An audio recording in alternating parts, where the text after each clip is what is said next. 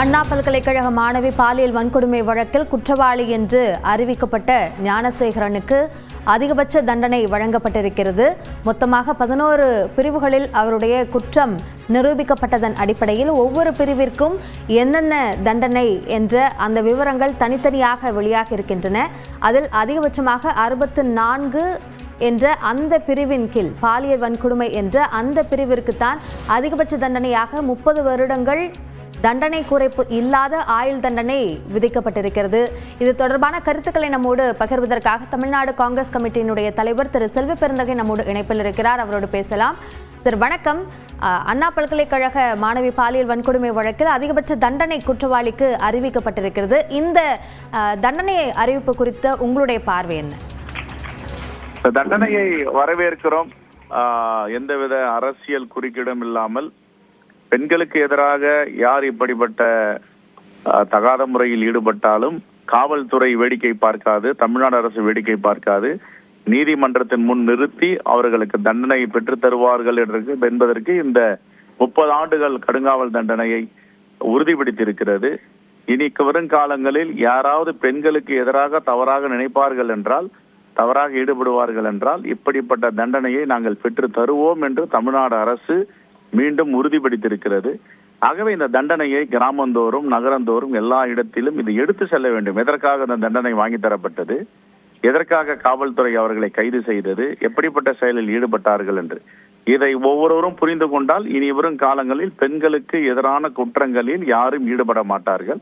ஆகவே இதை நாங்கள் வரவேற்கிறோம். இந்த தண்டனை என்பது வெளியில் வர முடியாத 30 ஆண்டுகள் கடுங்காவல் தண்டனை என்பது வரவேற்க தகுந்தது. பொள்ளாச்சி வழக்கு போல் நீண்ட நெடிய காலம் இதை தாமதப்படுத்தாமல் தமிழ்நாடு அரசு மாநில முதலமைச்சருடைய மேற்பார்வையில காவல்துறை சரியான நடவடிக்கை எடுத்திருக்கிறது. இதை மீண்டும் ஒரு முறை வரவேற்கிறோம், இதை உறுதிப்படுத்துகிறோம். நன்றி. திரு செல்வ பெருந்தகை, இப்ப யார் அந்த சார் என்பது சார்ந்த அந்த உரையாடலும் கூட அதிமுக தரப்பில் விமர்சனமாக முன்வைக்கப்படுகிறது. அதற்கு திமுக தரப்பில் பதில் அளிக்கப்படுகிறது. இது பற்றி உங்களுடைய பார்வை?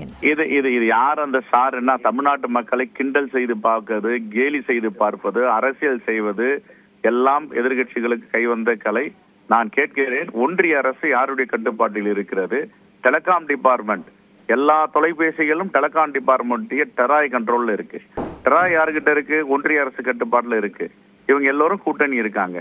ஒன்னே இல்லை, டெலிகாம் மினிஸ்டர் தொடர்பு கொண்டு இன்கமிங் கால் என்ன, அவுட் கோயிங் கால் என்ன, மிஸ்டு கால் என்ன, யார் அந்த சார்னு யாருகிட்ட பேசியிருக்கான் அப்படின்னா அந்த போன் கால்ல உங்களுக்கு எல்லா டீட்டெயிலும் எடுக்கலாம். எடுத்துட்டு நீங்க பிரஸ் மீட் வச்சு பொதுமக்கள் கிட்ட சொல்லுங்க. நீங்க இதை மறைச்சிருக்கீங்க யார் அந்த சார் என்பதை. இவங்க கிட்ட பேசியிருக்காங்க, இன்னார்கிட்ட பேசியிருக்காங்க, நம்பர் எடுக்கலாம்ல. அது ஒன்றும் பெரிய கம்பசூத்திரம் இல்லையே, முடியாதது ஒன்றும் இல்லையே. 7 ஆண்டுகளுக்கு எல்லா தொலைபேசிகளும் பதிவு செய்யப்பட வேண்டும் உச்ச நீதிமன்றம் தீர்ப்பு கொடுத்திருக்கு. டெராய் அதை தொடர்ந்து ஃபாலோ பண்ணிட்டு இருக்காங்க, நடைமுறைப்படுத்தி இருக்காங்க.